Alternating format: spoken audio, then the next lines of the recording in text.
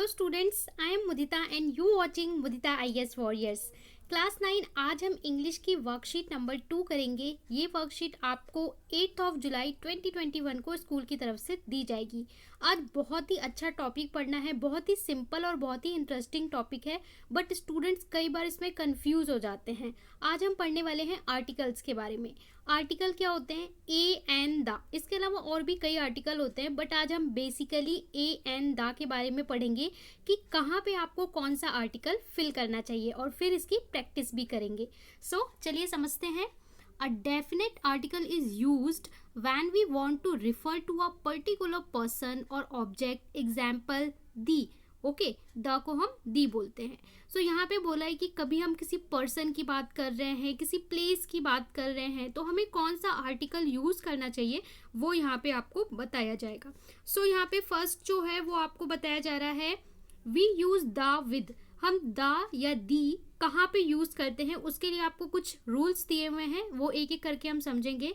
Number 1 आपको दिया हुआ है, अ सिंगुलर और plural noun when it is clear obvious which person और thing we are talking about. Okay, यहाँ पे क्या होता है, the exercise you did today was difficult. यहाँ पे बोल रहा है कोई भी सिंगुलर या प्लूरल हो सकता है, आपका कोई भी वर्ड, कोई भी नाउन जो सिंगुलर हो या प्लूरल हो बट क्लियर हो कि किसी पर्सन के लिए बात की जा रही है, तो वहाँ पे हम क्या करते हैं, द का यूज करते हैं। ठीक है, जैसे यहाँ पे एग्जाम्पल दिया हुआ है, द एक्सरसाइज यू डिड, किसके बारे में बात की जा रही है, यू के बारे में बात की जा रही है, वॉज डिफिकल्ट। यहाँ पे हम क्या यूज करेंगे, स्पेसिफाई है किसी पर्सन के बारे में, हम यहाँ पे द यूज करेंगे। अगला है uncountable noun when a particular और definite reference to made to them. Uncountable noun, okay, the milk is tasty. यहाँ पे कोई ऐसा नाउन है जिसे आप काउंट नहीं कर सकते, वहां पे हम यूज करते हैं। जैसे मिल्क की बात करी जा रही है, द मिल्क इज टेस्टी, तो यहाँ पे हम क्या लगाएंगे, द लगाएंगे। ओके, अगला है आपका 3, point number 3, adjective in the superlative degree. ऐसी केस में हम क्या यूज करते हैं, द का यूज करते हैं। जैसे Rohan is the athlete in our school team.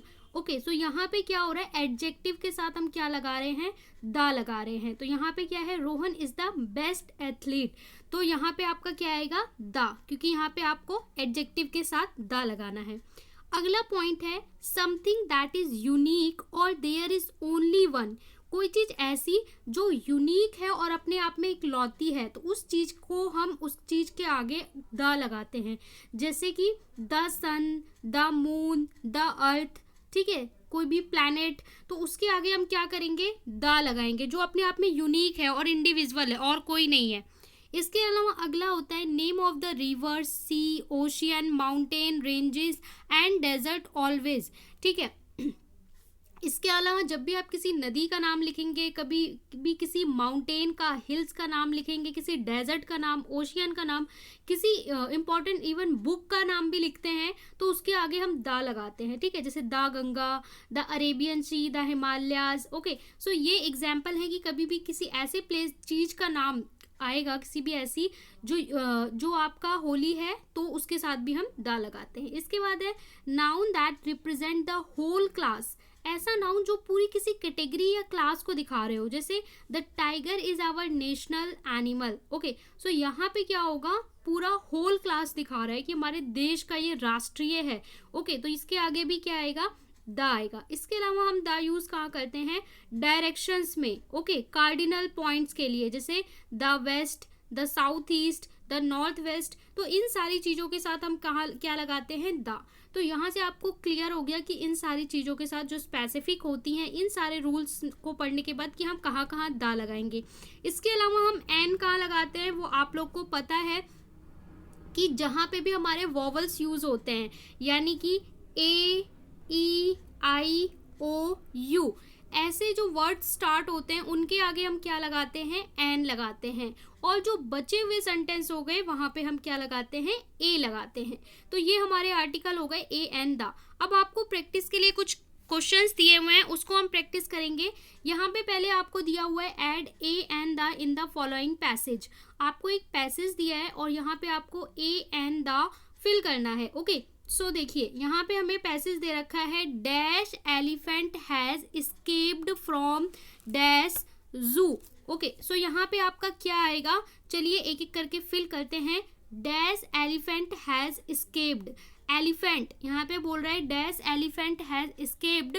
सो यहाँ पे आप एलिफेंट के आगे क्या फिल करने वाले हो। ओके, सो फर्स्ट यहाँ पे आएगा dash elephant has escaped from dash जू। ओके, सो यहाँ पे आपका आएगा एन एलिफेंट। ओके, तो आप लोग साथ साथ फिल कर सकते हैं। यहाँ पे आएगा an elephant has escaped from a zoo, it has taken shelter in the nearby, तो यहाँ पे क्या आएगा, the nearby school. Everyone in the, यहाँ पे आपका आएगा the neighbourhood seem to extremely scared, no one ready to face the elephant। यहाँ पे डायरेक्ट बात की जा रही है किसी पर्सन की, मतलब किसी भी लिविंग की, तो वो एलिफेंट है, इसलिए यहाँ पे क्या आएगा द। उसके बाद बोला जा रहा है डैश जू, तो यहाँ पे जू से स्टार्ट हो रहा है, तो यहाँ पे भी क्या आएगा the zoo official have been called to capture the elephant. Okay, so यहाँ पे आएगा आपका द। तो आपका फर्स्ट फिलअप में क्या आएगा, एन आएगा, फिर ए आएगा, फिर द आएगा, इसके बाद द, और यहाँ तीनों प्लेसेस पे द आएगा। इसके बाद आपका नीचे FIB दे रखा है, फिल इन द ब्लैंक्स दे रखा है। यहाँ पे आई शॉ डैश डॉल्फिन यस्टरडे, तो यहाँ पे आई शॉ मैंने देखा, तो यहाँ पे क्या आएगा, यहाँ पे भी आपका आएगा द। ओके, इसके बाद अगला है dash red fort. Red fort unique है, अपने आप में इकलौता है, तो इसके आगे भी क्या आएगा द। अगला है Ram helped dash old man in crossing, old है, तो यहाँ पे AEIOU वॉवल आ गया, an old man in crossing the road. ठीक है, तो थर्ड में हमारा क्या आ जाएगा, एन और the. Fourth, we have dash, we have a beautiful garden. Okay, the garden is full of roses, यहाँ पे आ जाएगा the garden is full of roses.